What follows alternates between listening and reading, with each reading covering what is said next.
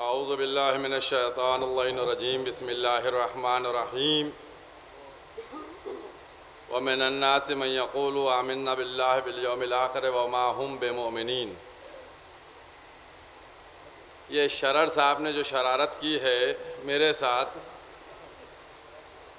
کہ انہوں نے پہلے آپ کے اذہان کو نظم میں لگا دیا، اب بیچ میں ہم کو لا کے کھڑا کیا تو یہ ذہن نثر کو قبول نہیں کریں گے۔ سمجھ گئے؟ تو یہ انہوں نے کی ہے بہرحال، کیونکہ یہ مہینہ وہ مہینہ ہے، شعبان کا مہینہ ہے، پیغمبر کا مہینہ ہے، ولادت مسلسل ہے، مبارک مہینہ ہے۔ اس میں ہم کو ایک کام صرف کرنا ہے کہ اس گرمی کو، جو موسم کی گرمی ہے، اس کو ہٹا کے ولائے اہل بیت کی گرمی کو اپنے اوپر غالب کرنا ہے، بس اتنا کرنا ہے۔ پھر چاہے نثر ہو یا نظم ہو، آپ محظوظ ہوتے رہیں گے۔ میں نے خطبہ کچھ نہیں پڑھا، صرف میں نے دوسرا سورہ بقرہ اس کی 8ویں آیت پڑھی، وَمِنَ النَّاسِ مَن يَقُولُ آمَنَّا بِاللَّهِ۔ لوگ آ کر کہتے ہیں کہ ہم اللہ کے اوپر ایمان لائے، وَبِالْيَوْمِ الْآخِرِ اور قیامت پر ایمان لائے، وَمَا هُمْ بِمُؤْمِنِينَ۔ اللہ کہتا ہے یہ مومن نہیں ہیں۔ یہ میں نے آپ کے سامنے 2 جملے بیان کیے اور بہت ہی اختصار کے ساتھ۔ مجھ کو اندازہ ہے کہ اگر میں زیادہ دیر کھڑا رہا تو آپ کے لیے بہت بڑی زحمت بن جاؤں گا، لہذا چاہتا ہوں آپ حاضر رہیے، ورنہ مجھ کو بھی بولنا آتا ہے، میں بیچ میں پھنسا رہوں گا شعراء کے درمیان۔ یہ یاد رکھیے آپ، جتنا جلدی آپ کی سماعت ہمارے ساتھ چلے گی اتنا جلدی کام ہو جائے گا۔ دیکھیے اصول دین کتنے ہیں؟ اصول دین 3 ہیں: توحید، نبوت، قیامت۔ اب وہ اپنا نہ جوڑیے گا، توحید، نبوت، قیامت۔ یہ آیت جو ہے جس کو میں نے پڑھا، سورہ کی 8ویں آیت ہے، حوالے کر دیا آپ کو۔ اس میں کیا کہا جا رہا ہے؟ لوگ آ کر کہتے ہیں کہ آمنا باللہ، ہم اللہ پر ایمان لائے، یعنی توحید کو مان لیا، وَبِالْيَوْمِ الْآخِرِ اور آخرت پر ایمان، قیامت پر لائے۔ اس کا مطلب کیا ہوا؟ قیامت کو مانا تو توحید کو مانا، قیامت کو مانا۔ اعلان ہو رہا ہے، کس کے کہنے سے مانا؟ کس کے کہنے سے مانا؟ ہمارے کہنے سے مانا؟ آپ کے کہنے سے مانا؟ بھئی اس کے کہنے سے مانا جس کے پاس آئے تھے، گویا نبی کو مانا۔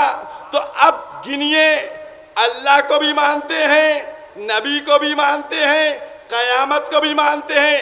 اللہ یہ مومن ہوئے کہ وَمَا هُمْ بِمُؤْمِنِينَ، یہ مومن نہیں ہیں۔ بھئی 3 اصول دین، اور ان تینوں اصول دین کو مانتے ہیں۔ پروردگار نے کہا یہ مومن نہیں ہیں۔ اب مسلمانوں کے سروں پر قرآن رکھوائیے اور قسم کھلوائیے کہ اے بھیا تم بتاؤ کیسے مومن بنا جائے۔ اور آپ پڑھیے اسی سورے کو، بسم اللہ الرحمن الرحیم، الف لام میم ذالک الکتاب لا ریب فیہ ھدی للمتقین الذین یو، اس کے بعد کیا ہے؟ یو بل، کس پر ایمان لاؤ؟ کس پر ایمان لاؤ؟ غیب پر ایمان لاؤ۔ اللہ حاضر ہے؟ نہیں، غائب۔ قیامت آخرت حاضر ہے؟ غائب۔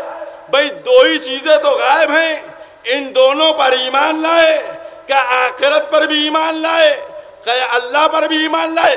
پروردگار نے کہا یہ مومن نہیں ہے، تو مسلمان سے پوچھئے کہ پہلے کہا غیب پر ایمان لاؤ، جب غیب پر ایمان لائے تو کہا مومن نہیں ہو۔ بھئی کہا غیب پر ایمان لاؤ. جب غیب پر ایمان لائے کا مومن نہیں ہو تو اب بتائیے کاہے پر ایمان لائیں؟ اس کا مطلب یہ ہے کہ کوئی ایسا، بہت سمیٹا بات کو، ایسا غیب ہے کہ جس پر ایمان جب تک نہیں ہوگا ہم مومن نہیں بن سکتے. بھئی کوئی تو غیب ہوگا. ہوا بازی نہیں کروں گا. کتنے فرقے ہیں؟ کتنے فرقے؟ 73. جہنم میں کتنے جائیں گے؟ جنت میں کہے جائیں گے؟ ایک جائے گا نا جنت میں.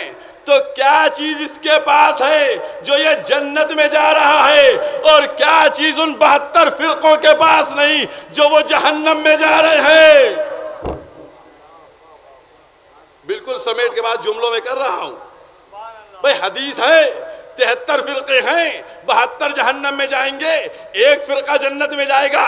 تو پوچھئے ان 72 فرقوں کے پاس کیا نہیں ہے جو یہ جہنم میں جا رہے ہیں، اور اس ایک فرقے کے پاس کیا ہے جو یہ جنت میں جا رہا ہے؟ جب سب سے پوچھئے گا نمازیں سب پڑھتے ہیں، روزہ سب رکھتے ہیں، حج سب کرتے ہیں، زکوٰۃ سب دیتے ہیں، ایک چیز ہے جو ان 72 فرقوں کے پاس نہیں، صرف ایک کے پاس ہے. وہ کہتے ہیں لیکن پردے غیب میں ہے.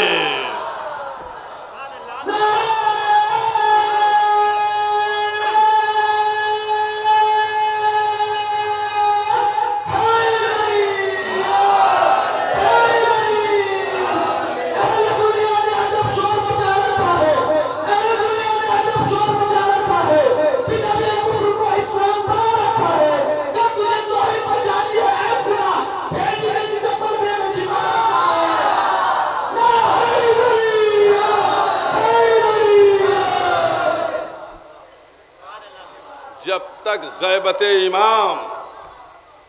ایمان نہیں ہوگا. اسی لیے 3 اصول دین کافی نہیں ہیں، بلکہ اصول دین کا طریقہ سیکھو. الوہیت سے اگر نبوت تک جانا ہے تو جب تک عدالت کو نہیں لوگے نبوت تک نہیں پہنچ سکتے ہو.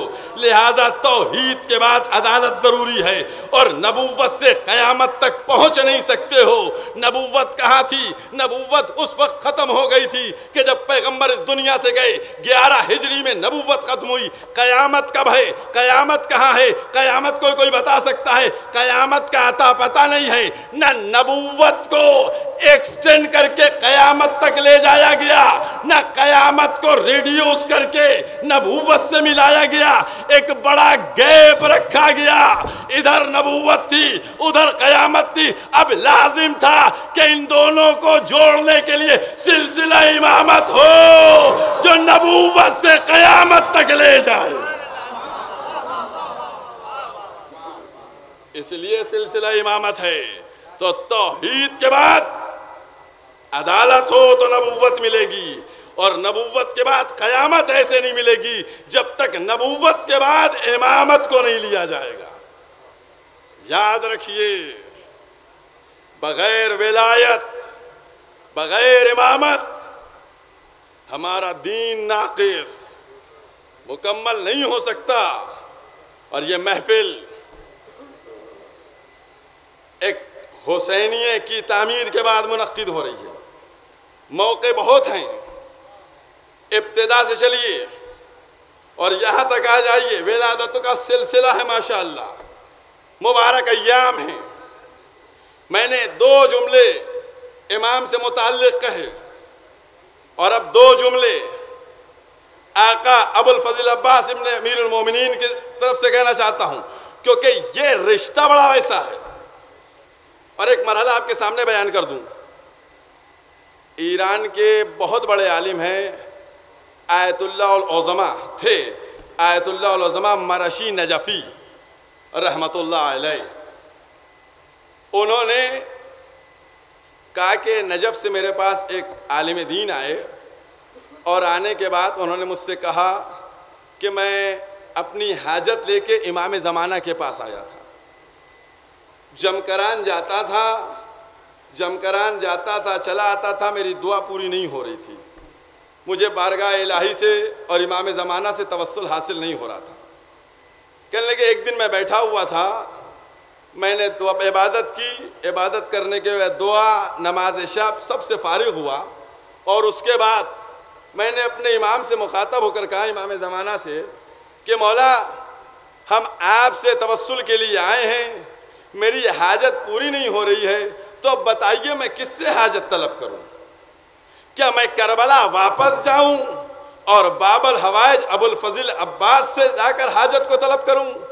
یہ بات سنی کہی اور کہنے لگے، اس کے بعد مجھے نیند آ گئی، میں سو گیا۔ جب سویا تو میں نے دیکھا کہ امام کا نور ہمارے سامنے ہے۔ وہ عالم فرماتے پورا تاریخ میں واقعہ ملے گا۔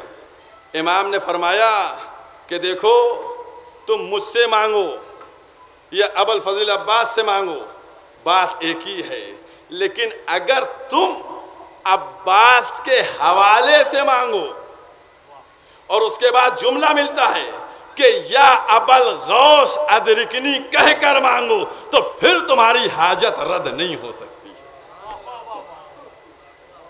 یہ عظمت ہے میرے مولا ابو الفضل عباس کی، اور بہت سے واقعات ہیں، وقت بالکل نہیں ہے۔ یہ یاد رکھیے کہ اس وقت جو ہم تذکرہ کر رہے ہیں تو امام کی ولادت، آقا ابو الفضل عباس کی ولادت، اور جب یہ دونوں تذکرے ہوتے ہیں تو ایسا واقعات میں ملتا ہے کہ جب آقا ابو الفضل عباس کا تذکرہ ہوتا ہے تو امام زمانہ خود اس کو سننے آتے ہیں۔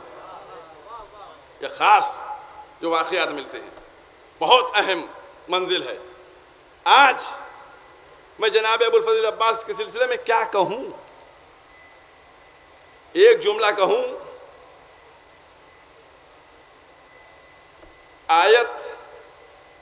آیت کس کو کہتے ہیں؟ آیت اس کو کہتے ہیں کہ جو قرآن کے اندر ہے، اللہ کی طرف سے آئی اور قرآن میں جگہ مل گئی، وہ آیت ہے۔ حدیث قدسی کیا ہے؟ بس ایک دو جملوں میں بات کہہ رہا ہوں۔ حدیث قدسی کس کو کیا کہتے ہیں؟ جو آئے ادھر سے لیکن قرآن میں جگہ ہے نا۔ بات سمجھ میں آئی؟ آیت وہ ہے، آیت دونوں طرف سے اللہ کی طرف سے، حدیث قدسی بھی اللہ کی طرف سے، آیت بھی اللہ کی طرف سے۔ جس کو جگہ قرآن میں مل گئی وہ آیت بن گئی، جس کو جگہ قرآن میں نہیں ملی وہ حدیث قدسی بن گئی۔ تو بس یاد رکھیے، جتنا آیت اور حدیث قدسی میں فرق ہے اتنا ہی عباس اور حسین میں فرق ہے۔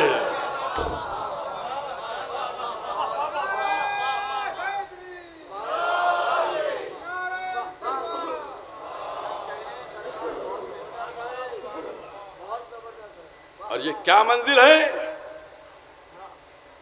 بچے کی تعلیم وہ اس کی ماں کی فضائل و مناقب کو اشکار کرتی ہے۔ یہ کس کی خصوصیت تھی؟ یہ ان بیوی کی خصوصیت تھی جن کا نام فاطمہ تھا، فاطمہ بنت حزام۔ آئیں گھر کے اندر، چوکھٹ پہ سر کو رکھا، جن کو آپ ام البنین کے نام سے جانتے ہیں، آئیں چوکھٹ پہ سر رکھا، شہزادی بچوں کی خادمہ بن کے آئی ہوں، ماں بن کے نہیں آئی ہوں۔ گھر کے اندر داخل ہوئیں، مولائے کائنات ان کو فاطمہ کا نام سے پکارتے تھے، ان کا نام بھی فاطمہ تھا۔ کہتی ہیں کہ آقا ہم کو اس نام سے نہ پکارا کیجئے، جب حسنین یہ نام سنتے ہیں تو ان کے چہرے غمگین ہو جاتے ہیں۔ اس کے بعد مولائے کائنات نے ام البنین کہنا شروع کیا۔ ام البنین کا معنی معلوم ہے؟ بیٹوں کی ماں۔ یہ ہے عظمت۔ اور بیٹوں کو کیا تعلیم دی؟ بیٹوں کو تعلیم دی کہ دیکھو تم کبھی حسن اور حسین کے بھائی تصور نہ کرنا، وہ شہزادے ہیں، وہ آقا ہیں، تم غلام ہو۔ یہ ہے جناب ام البنین کی تعلیم۔ قسم خدا کی، جناب ام البنین کی عظمت کو کون بیان کر سکتا ہے؟ کوئی نہیں بیان کر سکتا، کوئی نہیں۔ ایک جملہ، ایک چھوٹا سا جملہ جناب ام البنین کی زبان کا ہے جملہ، وہ آپ سے کہہ دوں اور بات کو آگے بڑھا دوں گا، اختتامی مرحلے میں لے جاؤں گا۔ اور وہ جملہ کیا ہے؟ جب واقع کربلا کے بعد مدینے میں کوئی جناب ام البنین کو کہتا تھا ام البنین، تو رو دیا کرتی تھیں۔ کیا کہتی تھیں؟ اب مجھ کو بیٹوں کی ماں کیوں کہتے ہو، میرے بیٹے کہاں رہے؟ اللہ اکبر! یہ ہے عظمت جناب ام البنین کی۔ یہاں جو حسینیہ تعمیر ہوا یہ جناب ام البنین کے نام سے، حسینیہ ام البنین۔ یہ بیچارے انجمن محافظ الایمان کے لوگ میرا شکریہ ادا کر رہے ہیں۔ میرا شکریہ کس بات کا؟ کوئی مجھے شکریہ وکریہ نہیں چاہیے کسی سے۔ میں اللہ کا شکر ادا کرتا ہوں کہ پروردگارا تیرا شکر کہ میں نے اس کام کو انجام دے دیا جو شہزادی کے لال کے عزا کے لیے حسینیہ بننا تھا۔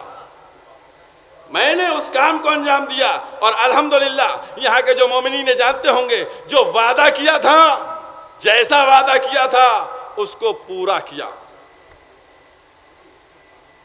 لوگ کیا سمجھتے ہیں عزاداری سے متعلق؟ تصور کیا تھا کہ 4 مہینے میں ایسا کام ہوگا؟ یہاں کے مومنین نے چھوٹے چھوٹے سے پیسے اکٹھا کر کے کئی لاکھ روپے اکٹھا کر لیے تھے، اور اس کے بعد میرے پاس بھی آئے تھے کہ مولانا کچھ مدد کر دیجئے۔ یقینی طور کے اوپر یہ آئے تھے کچھ مدد کے لیے، لیکن ادھر سے ہو گیا کہ کل مدد ہو جائے۔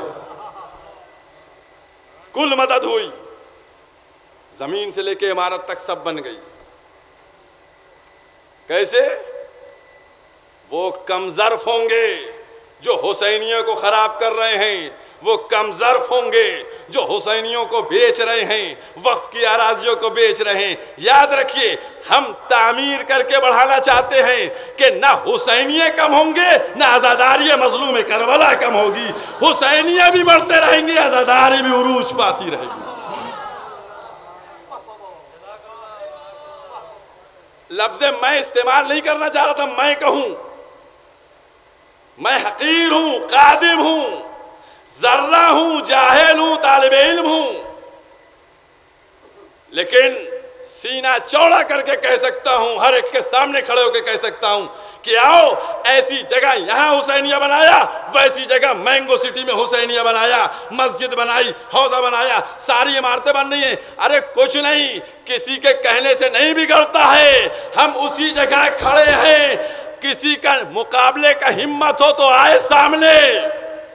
ہم مولوی مولانا کی بات نہیں کرتے، ہم صرف مولا کی بات کرتے ہیں۔ ہم مولا کی بات کرتے ہیں۔ یاد رکھیے گا مولا ہی کی بات کرنا چاہیے۔ مولوی بھی ہے اوپر سے تلقین پڑھ کے ہٹ لیتا ہے۔ مولوی جو ہے اوپر سے تلقین پڑھ کے ہٹتا ہے۔ کسی مولوی کو کہیے گا مولوی صاحب قبر میں آ جاؤ ذرا سے تلقین، کہا نہیں ٹھیک ہے، آپ خینچی باندھیے، آپ شانہ ہلائیے، میں اوپر ہی سے۔ کتنا ڈر لگتا ہے۔ جو زندگی میں قبر سے ڈرتا ہو وہ آپ کے پاس قبر میں کیا آئے گا؟ لہذا ایسے کو نہ چاہیے جو قبر کے اوپر رہ کے بائے بائے کر لے، اس کی بات کیجئے جو قبر میں آ کر آپ کی قبر کو منور کر دے۔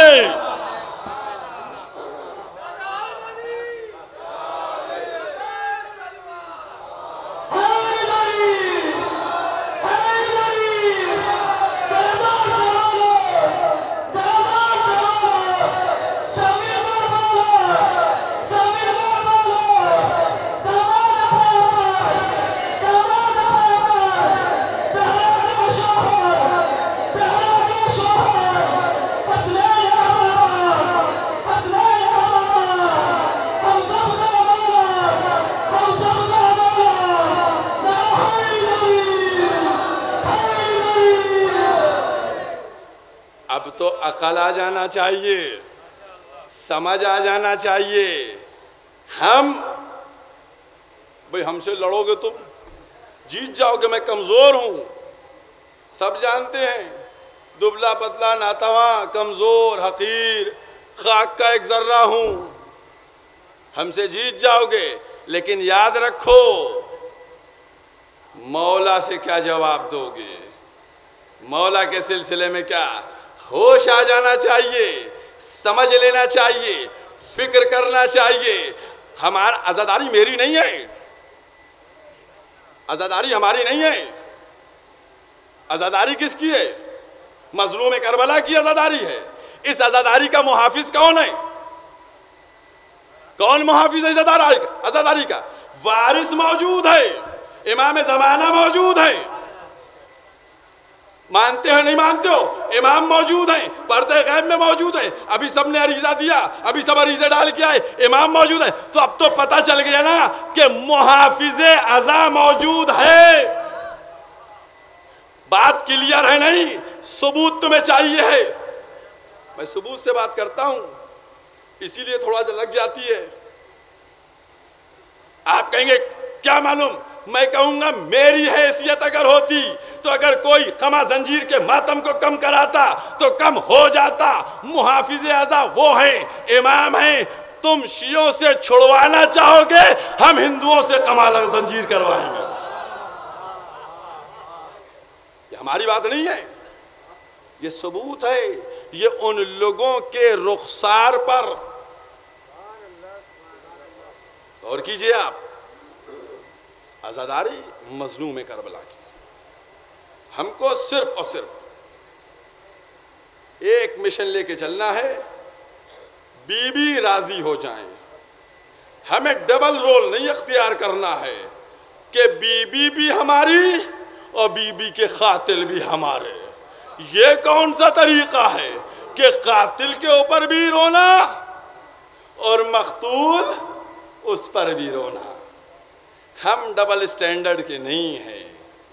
ہم نے اگر شہزادی کے دامن سے اپنے کو وابستہ کیا تو اب ہم شہزادی کے ہیں. اب جو بھی قاتل ہوگا, یہ تاریخ سے پوچھو, لعنت قاتل پہ بی بی کے بھیجیں گے, جہاں جا کے پڑ جائے.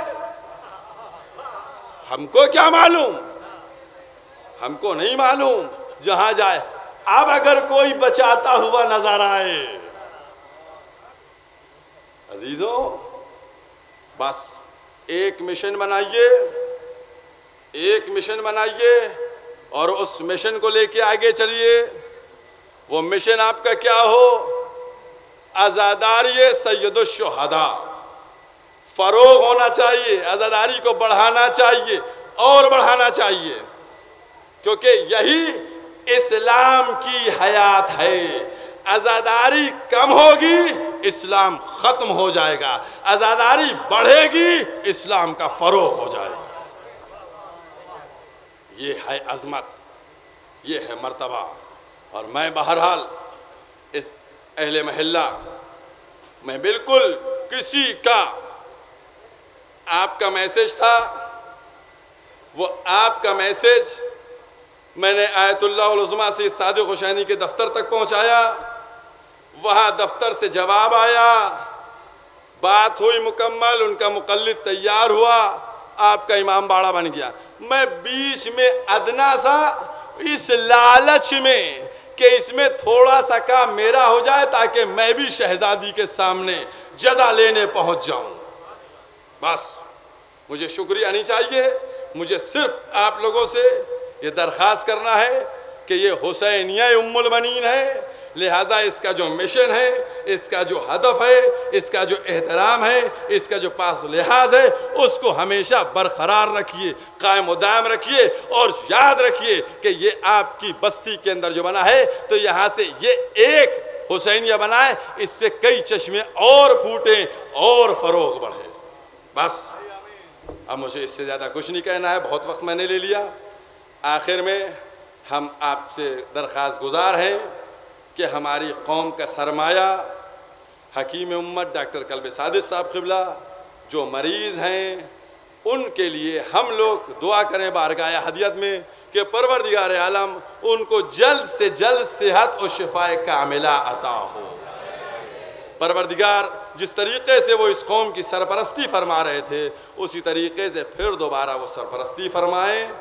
پروردگارہ جلد سے جلد وہ اسی مشن میں لگ جائیں جس مشن میں وہ لگے ہوئے تھے. قوم کے بچوں کی تعلیم کا کام تھا یا قوم کے لیے صحت کا اور میڈیکل کام تھا. وآخر دعوانا الحمدللہ رب